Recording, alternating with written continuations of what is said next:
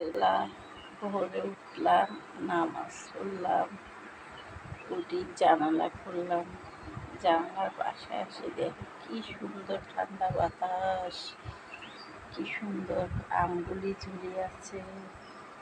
এই যে দেখেন কত সুন্দর গাছগুলি। এই যে গাছটা আছে, এটা আম গাছ। এই যে দেখেছেন আমগুলি অনেক সুন্দর না? আর একটু বাইরের থেকে দেখায়। এই যে দেখেন কি সুন্দর গাছ আমগুলি, দেখেছেন কত সুন্দর, অনেক সুন্দর আম,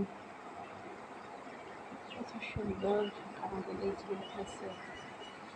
এই গাছটাও কত সুন্দর লাগতেছে না?